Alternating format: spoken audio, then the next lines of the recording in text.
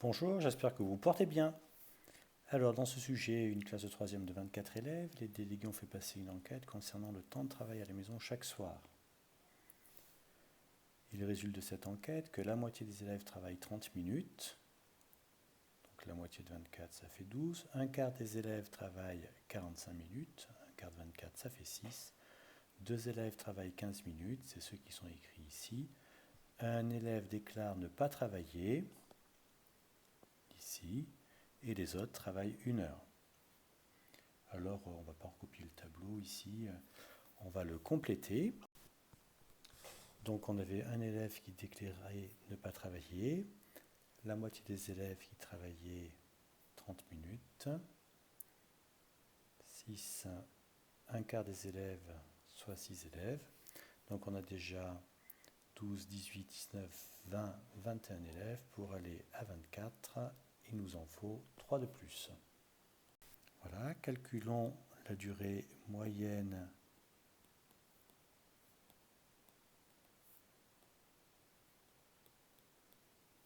de travail.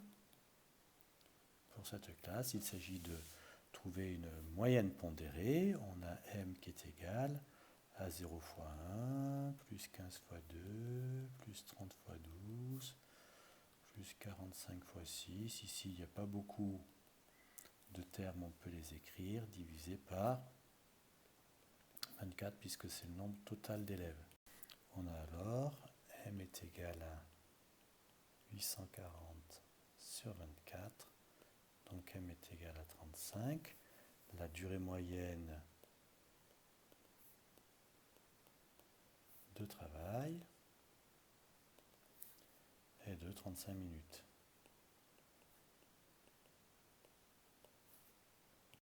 Voilà, pour cette troisième question, on nous demande de faire le diagramme circulaire qui correspond à cette série.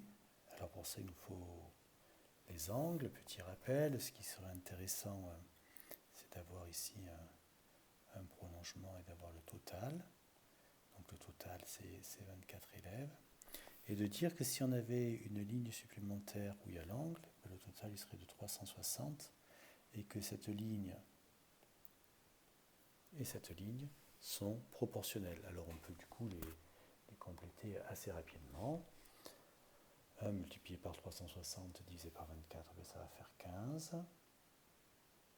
Et lui c'est le double évidemment. Le 12 facilement ça fait 180 puisqu'il faut multiplier par 6. Ça fait ici 90 et ici 45. Voilà, je prends sur une copie d'élève ce diagramme circulaire.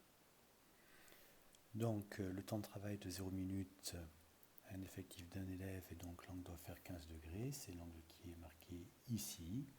Et puis ensuite pour un effectif de 2, l'angle fait 30 degrés, c'est un effectif qui est ici, donc cet angle-là il est 2 fois plus grand que celui-ci. Et ainsi de suite, pour 45 minutes, un angle de 90 degrés, il est parfaitement réalisé ici. Et c'est la fin de cet exercice. Pour cet exercice, nous avons une lecture graphique à faire. L'histogramme, oui, de fait, ça ressemble bien à un histogramme. Alors nous, on a une petite chose à laquelle il faut faire attention, c'est qu'ici, on a des classes. Et on avait dit qu'en troisième, toutes les classes devaient avoir la même amplitude. Et de fait, l'amplitude de 20 à 24, c'est 4. De 24 à 28, c'est 4. De 28 à 32, c'est 4, etc., etc.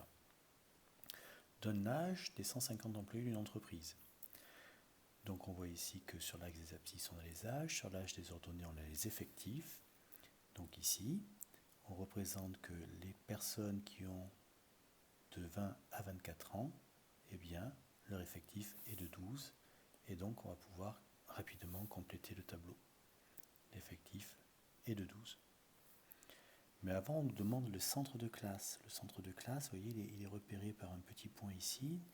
Donc ici, c'est 22. Et puis après c'est 26, etc. Et donc on va les compléter. 26, 30, 34. Comme l'amplitude de la classe est 4, il suffit d'ajouter 4 à chaque fois. 38 et 42, le total ici n'a pas de sens.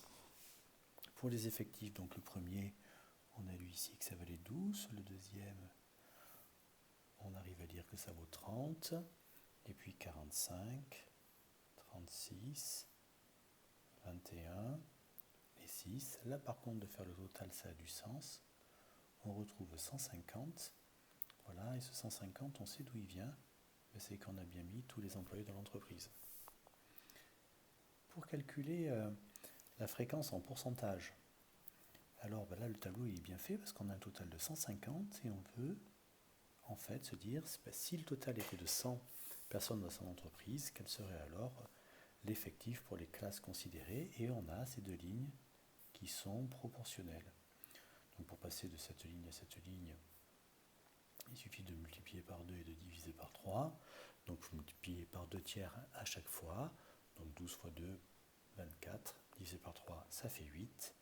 Et etc. Et on peut rapidement compléter son tableau.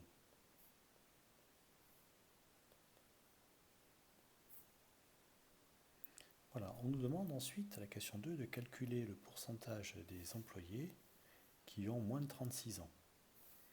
Alors, le pourcentage des employés qui ont moins de 36 ans, c'est pas très difficile à faire, parce que en fait, on a déjà écrit ceux qui ont moins de 36 ans, les employés, ils sont là. Voilà, et quand on nous demande le pourcentage de ces employés, en fait, ce sont tous ces employés-là.